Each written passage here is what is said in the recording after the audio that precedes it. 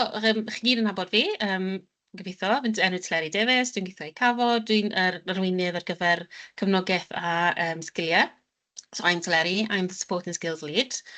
Ond Calum bydd yn wneud y gyflwyniad heddi, a Calum sy'n gweithio ar un prosiect supporting volunteering. Rhywbeth fel 'na. So Calum's presenting today. I can't remember your job title, Calum, even though you've worked for us for a number of years. Supportive Communities Officer. Yeah, that's what I thought. Supporting communities. So, gyda hynny eiriau, a'i trosglwyddo arwynau i Calum. So Calum, it's over to you. Cool. Thank you. Thank you, everyone. Yeah, okay. So we're talking about our Healthier Communities grant this morning, which hopefully you've seen the details of, because it's been out for a little while now, a couple of weeks. But we had quite a few inquiries coming in about it, so we thought we'd put this on just to give people a chance to ask any questions and kind of make sure that you guys are happy to put in an application if you wish to in the next sort of few days of the grant. So the fund is there you go. Larry's dropped the link in the chat for us. Thank you. So the fund is RIF funded, so the Regional Integration Fund, which is part of a bigger project that we're running at Cavo, or a couple of projects now that we're running at Cavo, all about making communities more resilient and better able to support each other or support themselves, obviously in Ceredigion, and perhaps we're starting to see where that becomes important at the minute with the challenges around fuel and heating oil. So yeah, but there's been a number of opportunities where that's important over the last few years. Water shortages and flooding events and various others. So Laura, you probably heard that Ray Ceredigion is one of our anchor groups. That's part of the project, looking at community hubs, and this grant is another part of that.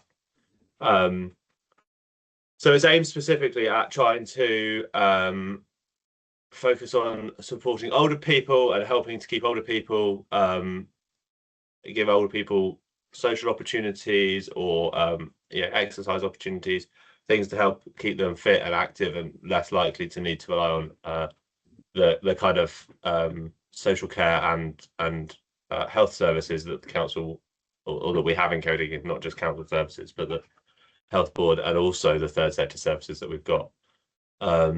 So the fund it's pretty broad really in terms of what it can fund, but it's largely anything that can help people keep socially connected, help them eat healthier, help them get physical exercise, anything that will help them challenge their brain and keep people intellectually active, with the kind of long-term goal of preventing dementia or helping to reduce the impacts of dementia on people. Now I say that's vague because we're specifically targeting early support intervention, so it can be quite a broad range of things that may help people quite a long way down the line in the future to be less affected by dementia, basically. So some of those kind of things that we've suggested that may be good for applications, walking groups. So that's that physically active side of things, and like yoga, Pilates, potentially like opportunities to meet each other, men's shed type stuff, gardening, all those sorts of things that help to bring people together, basically. Specific interest groups, focused around collecting, or I know that hit the history group in Llandyssil. So all that sort of thing is all things that can be that could be funded through the projects as kind of examples. In terms of the amount of money available, so we are looking to fund projects that are over £500, but then we haven't put a top limit on it, quite deliberately.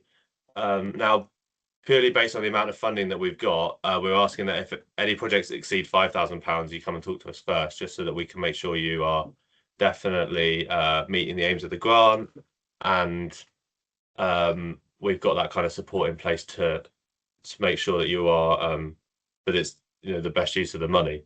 But between £500 and £5,000, you can just put an application in. That's no problem.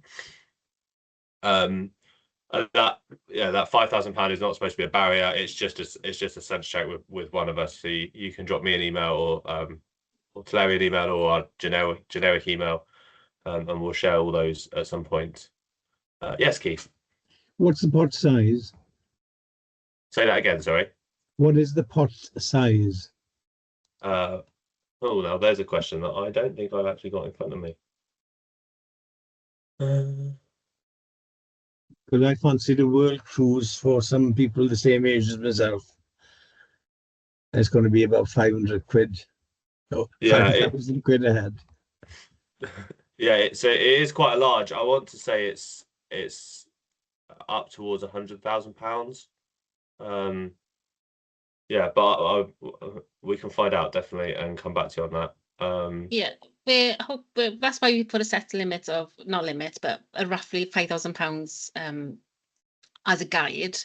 Because at the moment we're hoping to support about 12 to 15 projects. So the amount of pots might increase, but it hasn't been confirmed yet. But as it stands at the moment, between 12 and 15 projects could be supported at the level of 5,000. So some projects ask for more and some ask for less, then it evens out. But yeah, so we're expecting it to be competitive. Good. No worries. Thanks for the question, Keith, and thanks to Larry.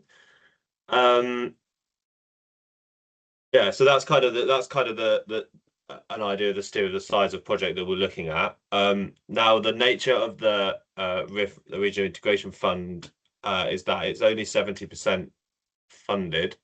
So we are asking for a 30% match fund from applicants, either from their reserves or from another fund, or possibly in-kind match rather than cash.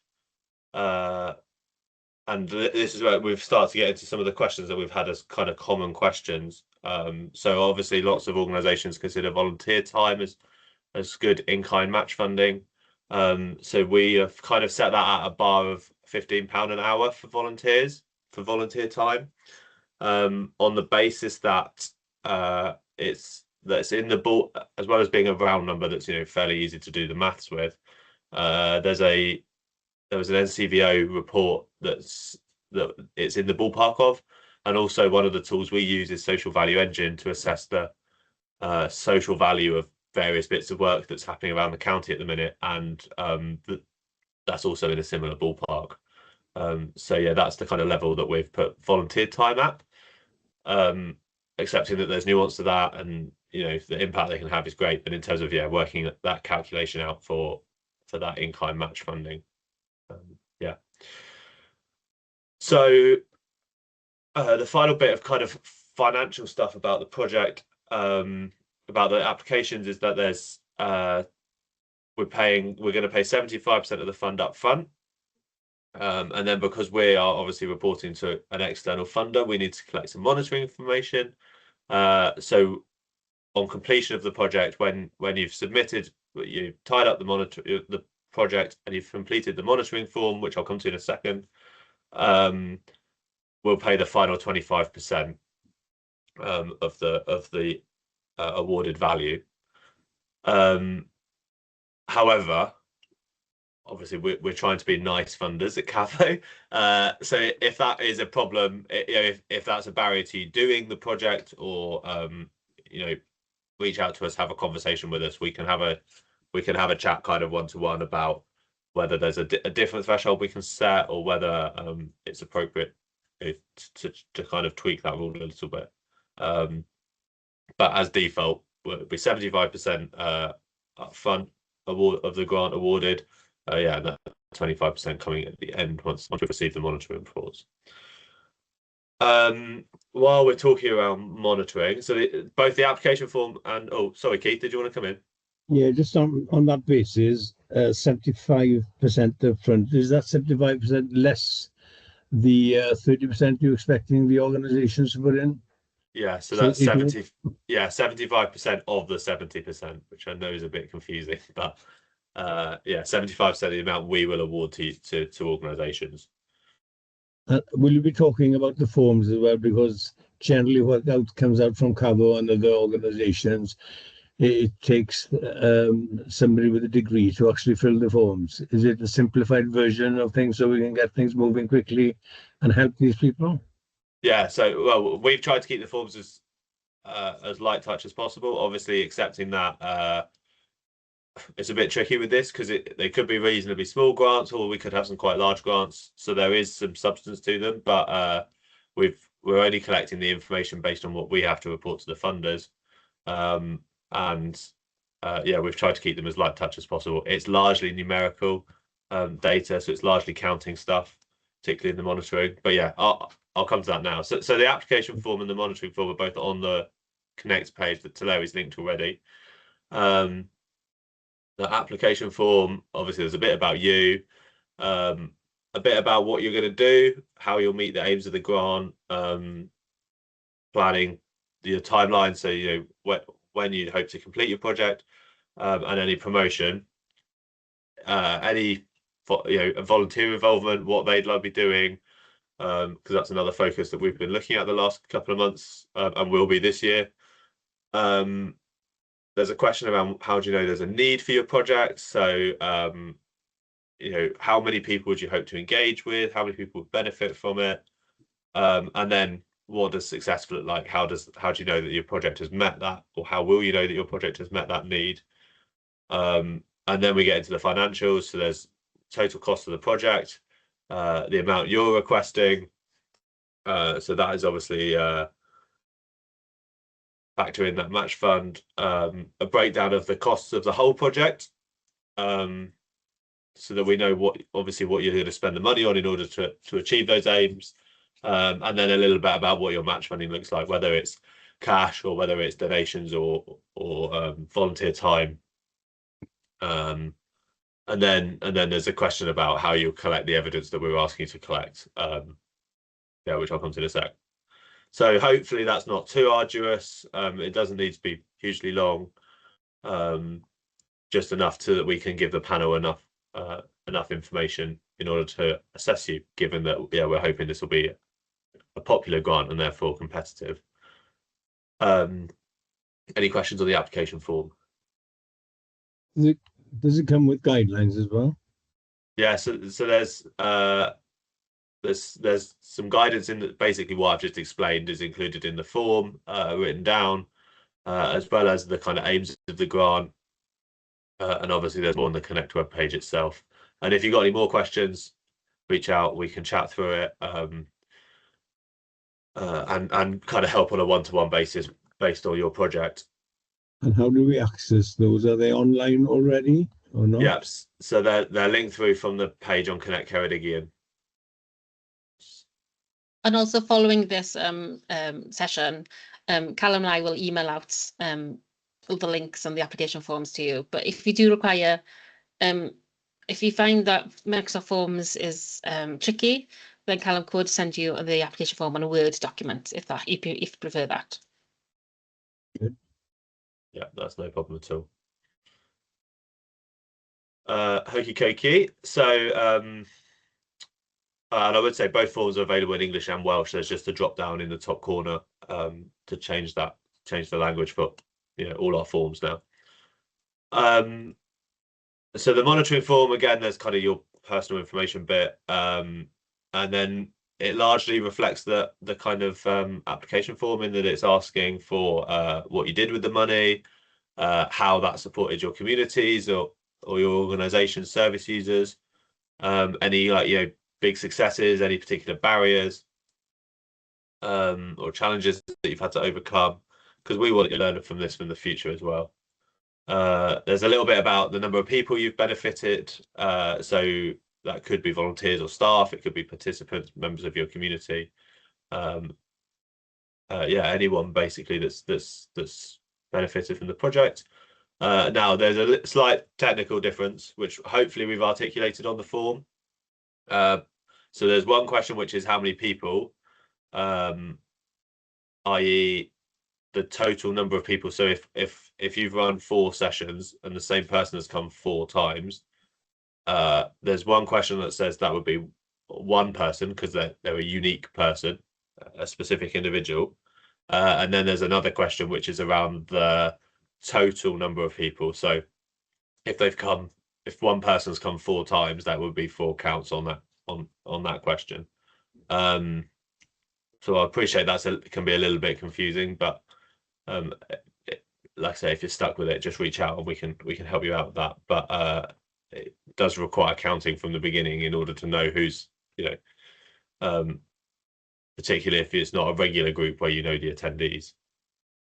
Then it moves on to saying about how many have had a good experience, how many have had good, how many say their mental health has improved based on your project, and then anything about any barriers that you've overcome. And then there's just the amount we gave you and the amount that you've spent. And as soon as we've received that form, we can organise getting that last 25% paid out to you. So, does that make sense? Does anyone have any questions on the monitoring?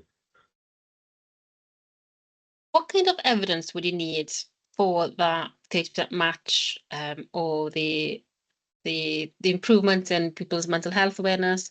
Do you need volunteer timesheets or evidence of cash or something? What kind of evidence do you need to support the monitoring? Well, so for the individuals that have attended, we're just asking for numerical a number input. For who's had a good experience or who's improved their mental health, the way I'd be doing that is just, either ask people on the way in and the way out if that's feasible, or asking people whether they've improved their mental health compared to before the project. That's the important thing with that one. So for those kind of numerical things, we're only asking for the number on the report. If you'd be willing to, we may ask some projects to provide a slightly more in-depth case study, but we'll tell you about that when we offer you the award. That's not a huge amount either. It's just an A4 sheet that's got some slightly different questions and looking to drill into the detail of what the stories behind the numbers of your projects, basically. Does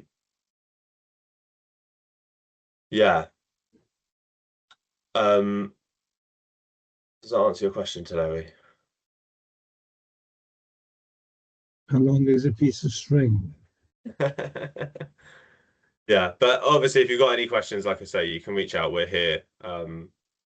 We'll give you our email address at the end. And if that is set out already, if an entity is chosen, we want an in-depth report from you based on your application, blah blah blah. At least going into the scheme what it might require. Yeah, exactly. There'll be a time issue involved in that in terms of volunteers to complete that, so that aids that element of it as well. I suppose it's helpful that you'll be able to place that against the 25%. Yeah, exactly, Keith. Sorry, 30%, isn't it? Yeah, no, you're exactly right, and that's why we're keen to publish the basic monitoring form beforehand. And if we decide to ask whether you'd be willing to offer us a case study, then again we can make that template available to you when we ask the question, rather than wait until the end and then expecting you to know the answers to questions that we didn't ask you. So we've been keen to make sure all that's published. Okay, so timeline wise, the applications have been open since the 1st of March, so we are coming to the end of the application window now. Because this was a kind of reactive result of the questions we were getting coming in. So the applications close on the 31st of March, which I know is quite close, but hopefully hopefully you can still get something in if you'd like to. We'll organise a panel meeting at some point in April to look at all the applications, decide obviously how many we can award, and then we'll send offer letters out for the funding by the end of April. So therefore, the earliest projects can start is the 1st of May, but they can start on the 1st of May if you wish. And then projects need to be concluded by the 28th of February next year, with monitoring submitted by the 8th of March 2027. And that's just to give us time to collect what we need to collect and before our deadline to the funder, which is slightly later in the spring of next year. It's the first I've heard of it. So many applications have already been placed in, and my comment would be this is a bit late in the day now having a webinar. Yeah, Do you have one? Yeah, I hear that absolutely, Keith. Yeah, I suppose ultimately it's not something we were planning to do originally, but yeah, we were getting questions in, so I've decided to organise it. So yeah, apologies for that, but tell the truth, we've had over 10 applications already in, Keith, and we've had a few questions. We've sent an email direct out to Cymunedau members, and it's been all our infoburst in our newsletters. So apologies that you've only heard about it quite recently, but because we did have quite a few questions coming to us over the end of last week, we thought, oh, we'll do a webinar, chance for people to ask us direct questions as well. So you're more than happy to ask questions now, or give us a call and we can chat direct as well to help you through the applications. But you haven't given a time deadline for 31st, Callum, is it? So people right to the deadline midnight on 31st, I assume, can apply. Yeah. It's not midday or anything like that. We will accept it. Yeah, right up to the end of midnight. Yeah. So that's sorry, Keith. Go on. Yeah. I can just think of one organisation that might benefit from this, but whether you can gather, say, the officers together to actually complete an application form and get details to you, get costings in place, all within now literally 5 days. Bit of an ask, and you're dealing with volunteers as well. But yeah, and the panel themselves, the panel consists of members from Cafo, Ceredigion City Council, and Hywel Health Board, and they see the panel as more of a development panel than an assessment panel. So if they see there's a need for more information or a little bit of work in application, they will hopefully spot the potential in the idea and come back to you to ask for more questions if needed. Yeah, absolutely. That's why we've got 4 weeks really to have that panel, and then possibly to come back to you with questions, or come back to applicants with questions, and then potentially consult with the panel again. So we've deliberately left that space in there. So if people are struggling, I suppose it's a case of do the best they can, put in an application, and then we can have that conversation. And is there any assurance been given to you in terms of how long this project might last? Is it just a year project, or is it something that's earmarked, although you might know the funding that comes with it? Is this something that's going to be in operation for 2 or 3 years?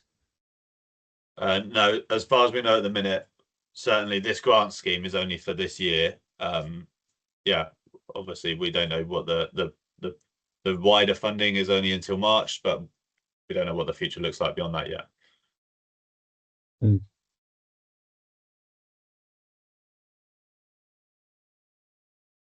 Any more questions? Yeah, John, Callum, I was going to ask exactly the same question. Were your question there? Any more questions? Because I think you've covered the application form, the monitoring, and the timeline. So you've ticked off most of my, you ticked off more of my questions. Win. Yeah, Laura. Hiya, I don't know if you can hear. I'm having a few sound problems. It's okay. We can hear you loud and clear. Okay, brilliant. Yeah, I just have a couple of questions then. So in the budget section, how much detail would you like? Are you literally wanting to see every line item detail, or would you like it kind of more summarized level? So I don't think we need every single line. You know, a degree of categorization is fine, but there does need to be enough detail, obviously, to enable the panel to make a decision. Well, more than that, there needs to be enough that you need to give the panel confidence that the money will be spent, obviously, responsibly, and yeah, covering off in a way that will achieve the aims, basically. Okay. And then another question. Oh, sorry. I was going to sorry, add that, Laura. Make sure that everything you have in the budget line relates to what you've said that you will do in the project. Because sometimes when we read application, you can understand more about the project from looking at the budget than actually what they've said in that description bit. So make sure everything matches. Okay. And then the other question I have on the application, on some of the sections, it doesn't give you a word limit. But I haven't started filling it. Will it stop me at a certain point, or are there not word limits in some of those sections? Because I know one of them has like 1,000 words, but some of the others don't. Yeah, so the form the form shouldn't stop you, particularly so obviously the first 4 questions are short answers, so if you get to the word limit on those, then I'm impressed.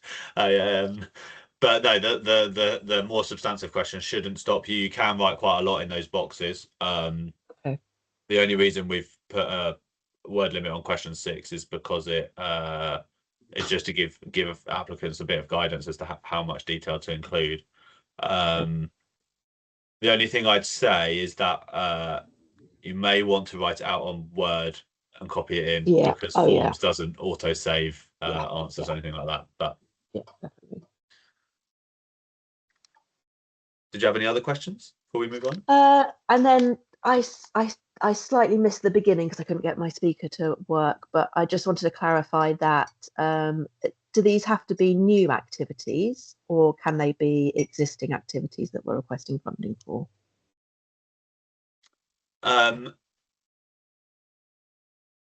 So my feeling is that they can be existing activities, but there needs to be that really clear link to the aims, so that it's not just you're not kind of tweaking the grant to fit what you're already running, but if you're running something that matches already, then happy days. Okay. Okay, Keith. Yeah, based on Laura's questions there, I associate Ray with young children, people. I think you said at the beginning, Callum, that this was aimed at older people in the main, keeping fit and active, health,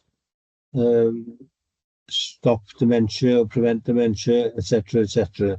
So is Ray intending to move from your core activities and potentially put something in, Laura? Oh no, well, so we work across the age range actually. So we've got projects for people with dementia. So we run dementia support groups, and then we've also got a carer support group, and then we've got our repair cafe, and all of those programs are targeting older people. Thank you for that. I wasn't aware. I thought you were children centric, but they are nice to know that.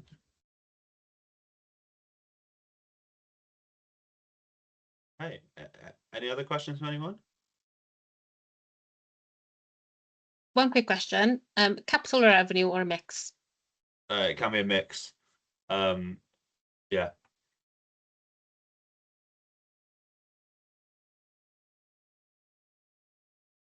Great. Any other questions? Unrhyw cwestiynau? Yeah, for me, I have to say it's just the time constraints now in actually getting applications in without actually seeing the application form yet, to know how much work is associated with that, and to see whether you can actually put some PC sums in, say, for things you want to do, but then have to follow that up with quotations that are real time, so to speak. So until I see the forms, it's going to be difficult, because I can think of lots of entities in the community here in Llandyssil and the surrounding area that could benefit from this for sure. Yeah, Keith, please do spread the word about the grants. We've already spoken to quite a few number of organisations from Llanyssil, so if you can speak to them as well, then that will give them an extra push to go for it. Perhaps you could send me an email after to say who you've been liaising with, and then that saves a bit of effort and time then. Yeah. Is it worth question back to you, Larry, about where we normally publicise our grants through? Because yeah, I hear you about the timeline, Keith, but yeah, we've been publishing it. We've been promoting the grant scheme already. This is just supposed to be a little added extra. So yeah, our colleague Rebecca, she's our communications lead, so we can ask Rebecca just to have a chat with her, really, see how she's promoting it as well. So it's been on social media, newsletters, direct for groups we've had, we know of, and a direct mailing as well to our members. So we'll see if we missed anything there as well. Yeah, I think it's looking to the future, really, if this is going to run for, future years, because it's too late now, really, for that at this time, isn't it? Because it's the 11th hour. But certainly, having awareness of it in advance, and appreciate that you've already, as you alluded there to Larry, you've actually done your piece of work. It's just, if you're unfortunate in not seeing it, you're missing it. and it's worth saying that all our grant schemes are publicised on Connect Ceredigion at the minute, so you can see our other grant schemes that we've got live on there at the minute. I'd particularly plug our Connected Inform grant, because that's the other one that I'm managing. So yeah, trying to get rid of that money, and that's a rolling programme one. So have a look at that one if you haven't already. Yeah. On that note, I think we'll bring it to a close. So diolch yn fawr I chi. Thank you very much for listening. I'm going to remove. Yeah, thanks. So cyn I mynd, before you go, Callum was already mentioned Connect Ceredigion and the Connect Inform grant on there, but keep an eye on it, because very soon we will have a very, very small grant scheme to celebrate Volunteers Week. So that will be out in the next few weeks. And that's for celebration events and thank you events. So digwyddiadau diolch ac adnabod gwirfoddolwyr yn gymuned. So bydd hwnna'n grant fach iawn. Ond hefyd, os ydych chi'n aelod y Cafo, mae yna grant ar gyfer lles a bydd staff a gwirfoddolwyr sydd yn fewn eich mudiad. So we do have a Cafo members grant, especially, so we'll share details of that in the email as well. Is there a question newydd, Keith? Do you have a new question, Keith? Yeah, well, it's a mop-up and things we might be able to look at going forward. So you carry on if you've got other information.